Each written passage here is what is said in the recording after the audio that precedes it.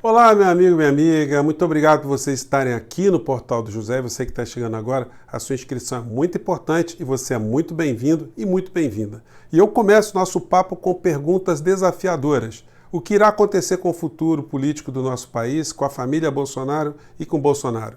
Antes da gente enfrentar essas questões, eu tenho certeza que a gente vai encontrar algumas respostas juntos. Quero pedir para você dar o joia e você continuar a mandar seus comentários e suas críticas, que são sempre muito bem-vindos. Gente, para a gente responder o que vai acontecer diante dessas questões todas iniciais que eu coloquei, a gente poderia usar ferramentas nada ortodoxas. A gente poderia ir por o esoterismo, o ocultismo, a cartomância, a adivinhação, a bola de cristal. Só que são ambientes que você não consegue debater, porque estamos aí no campo do invisível. Então vamos pegar a história do mundo, a história do Brasil, os conflitos entre as sociedades e as histórias de alguns personagens que a gente consegue acertar na mosca o que vai acontecer com o presidente Bolsonaro. E a resposta é a desgraça. Isso aí que eu estou dizendo a vocês não é uma torcida, não estou torcendo. Eu estou apenas analisando o que aconteceu ao longo da história. Vocês vão pegar vários personagens que eram muito mais inteligentes, muito mais capacitados, muito mais gabaritados, tiveram muito mais poder, muito mais articulados, com poder militar, poder político, poder econômico, poder religioso, e caíram em desgraça. A gente tem exemplos na história da humanidade, na África, na Ásia, na América Latina, no continente europeu, na antiga União Soviética, enfim. Todos esses lugares a gente tem exemplos de pessoas que foram amados pelos seus povos e acabaram em situações muito dramáticas. Inclusive, depois de mortos, ainda tiveram estátuas sendo derrubadas, imagens, enfim, a memória sendo atacada o tempo todo diante do mal que acabou provocando a esses povos, ou pelo menos foi assim que esses povos entenderam. Então, o que é que dá para a gente imaginar em relação ao futuro de Bolsonaro? Um homem que não tem um projeto político, um projeto transformador da nação, que tem uma série de limitações e está simplesmente ajudando que esquemas do submundo, esquemas que não eram visibilizados pela sociedade, estejam agindo em consonância ou agindo junto com os grandes interesses, o grande esquema de poder do nosso país, que é o poder econômico. Então só dá para a gente prever que ele será abandonado.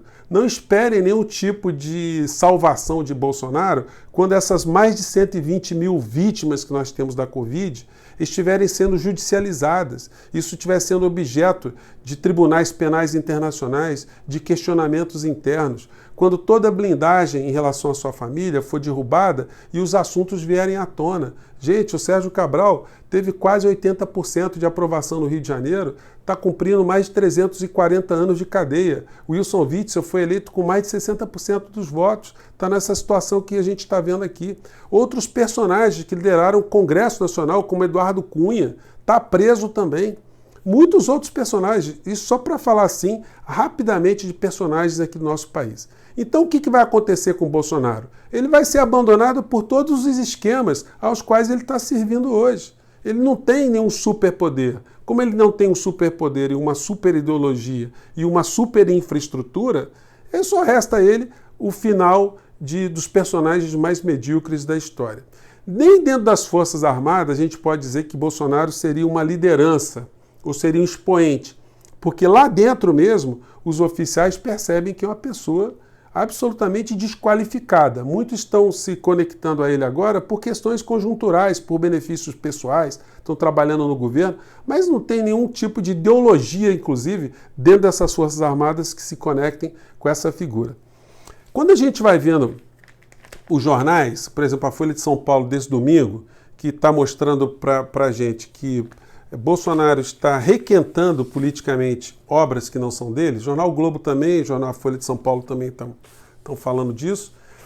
São jornais impressos que eu sou assinante, mas eu leio os outros jornais também, todos estão na mesma linha jornalística, né? E sempre favoráveis ao interesse econômico. A gente não tem um jornal de esquerda, um jornal que seja alinhado com o pensamento crítico ao modelo econômico que nós temos no nosso país. Todos os jornais são jornais eminentemente conservadores no campo da política econômica. Então, os jornais vão atestando alguns fatos, né? A gente vai lendo nas entrelinhas, eu convido você a fazer esse exercício junto comigo aqui no nosso portal. O jornal, então, está testando que o presidente não tem projeto próprio. E mesmo que tivesse um projeto próprio no campo de administração, que ele nunca administrou nada, teria falta de dinheiro, porque o orçamento de 2020 já não previa nenhum tipo de investimento. E o de 2021 também não. Então ele vai ficar realimentando ou inaugurando obras de outros governantes. Esse será um governo sem nenhum tipo de obra nova, até porque obra nova demanda projeto, demanda estudo de impacto ambiental e uma previsão orçamentária. E esse governo só mexe em orçamento para beneficiar os grupos que se locupletam do Estado brasileiro. Numa promiscuidade desses subesquemas, desse ajuntamento de esquemas que conseguiu colocar no poder os piores dos grupos sociais do nosso país. São os piores dentro do meio jornalístico, os piores dentro do campo da religião, os piores dentro das Forças Armadas, os piores dentro da política. Então é o governo dos piores. E um governo dos piores só pode ter um resultado pior. Volto a dizer, isso não é torcida, isso é análise do que está acontecendo. Bom, outros colunistas também que nos ajudam a pensar sobre outros aspectos também traçam um destino muito cáustico para o Bolsonaro. A gente pega aqui a coluna do Drauzio Varela, que ele fala como ascendeu ao poder a anticiência e como isso está matando gente no nosso país. Uma coluna muito interessante.